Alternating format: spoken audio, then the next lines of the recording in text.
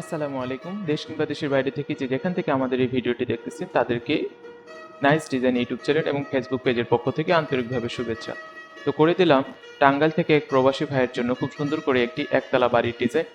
আশা করি আপনাদের সকলেরই ভালো লাগবে। তো ভালো লাগলে অবশ্যই আমাদের ইউটিউব চ্যানেলটি সাবস্ক্রাইব করে রাখুন, ফেসবুক পেজটি ফলো দিয়ে রাখুন এবং আমরা আলোচনা করব এই বাড়িটির ফ্লোর প্ল্যান।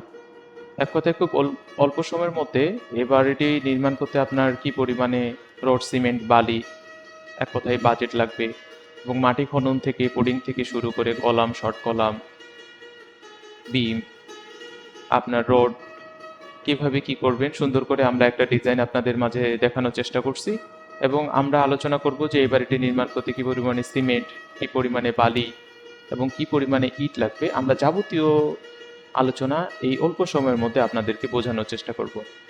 তো টাঙ্গাইল থেকে এক প্রবাসী ভাই আমাদের কাছ থেকে হোয়াটসঅ্যাপে কল করার মাধ্যমে তিনি আমাদেরকে জানিয়েছে যে আমার এরকম ৩% একটি জায়গা আছে, তার জায়গাতে সুন্দর করে একটি বাড়ি করে দিতে হবে।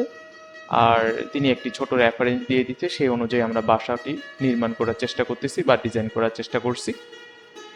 তো সর্বশেষ আপডেট, ওনার এই ডিজাইনটি পছন্দ লাগছে, আশা করি আপনাদেরও ভালো লাগবে। তো এটি আমাদের নতুন ইউটিউব চ্যানেল, আগেরটা যে কোনো কারণে নষ্ট হয়ে গেছে। আপনাদের কাছ থেকে বিশেষ রিকোয়েস্ট যে আপনারা একটু আমাদের সাপোর্ট করে আমাদের এই নতুন ইউটিউব চ্যানেলটি একটু সাবস্ক্রাইব করে রাখুন। ফেসবুক পেজ থেকে দেখলে অবশ্যই ফেসবুক পেজটা একটু ফলো দিয়ে রাখুন, এই কারণেই যে আমরা আপনাদের জন্য নতুন নতুন ভিডিও নিয়ে আসবো এবং খুব সুন্দর এবং কি পরিমাণে খরচ হবে, অল্প টাকায় কিভাবে আপনারা বাসা নির্মাণ করবেন।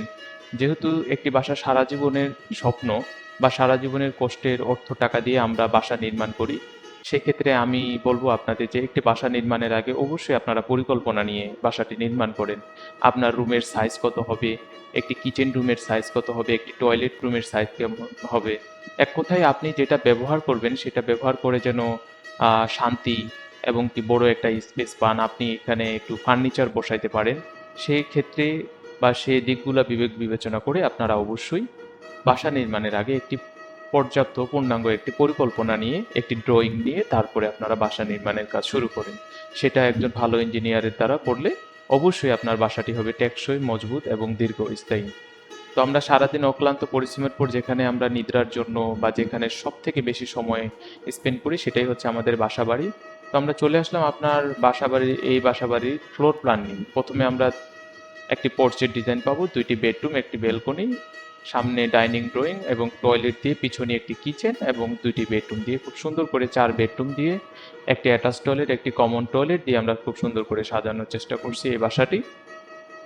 তো এই বাসাটির খরচ সম্পর্কে যদি আমরা সংক্ষিপ্ত আপনাদের সিভিল ওয়ার্কের জন্য একটি ধারণা দিয়ে রাখি, তাহলে সিমেন্ট, স্থানীয় বালি, সিলেট বালি, ব্রিকেট, ইটের সংখ্যা 16 মিলি, রডের সংখ্যা 12 মিলি, রডের সংখ্যা স্ল্যাবের জন্য 10 মিলি রডের সংখ্যা, রিংয়ের জন্য 10 মিলি রডের সংখ্যা এবং 8 মিলি বেসের রড কত কেজি লাগবে, এক কথায় এ টু জেড আপনার সিভিল ওয়ার্কের জন্য।